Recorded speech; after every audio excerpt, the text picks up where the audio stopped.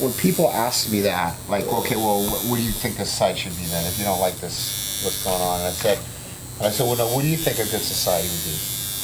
Like, what do you think would be like a, you know, there's no such thing as a utopia, but what do you think would be good? And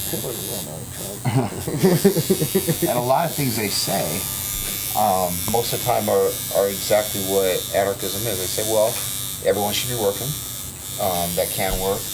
You know, there's enough to go around for everybody. You know, there's not welfare. There's no need for welfare.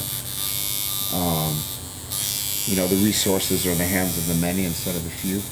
And it's like, these are the things that anarchism is. You don't have, you know, you're not having a society built on war.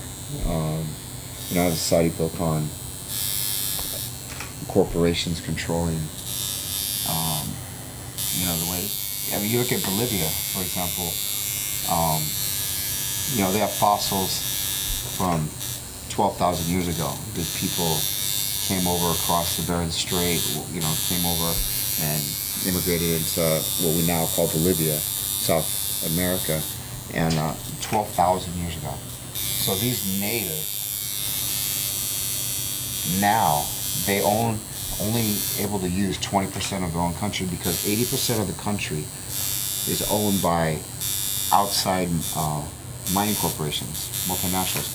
Like literally 80% of the country, they're not like is fenced off for like the indigenous population or anybody because these mining companies own it and they're raping and tearing apart the land, taking out the resources, shipping it off to wherever, and people who've been there for 12,000 years don't even have a say in what goes on in their own country that their, you know, fathers and grandfathers, I mean, for thousands of years have lived because some corporation owns it. And, you know, these corporations are done pillaging the land.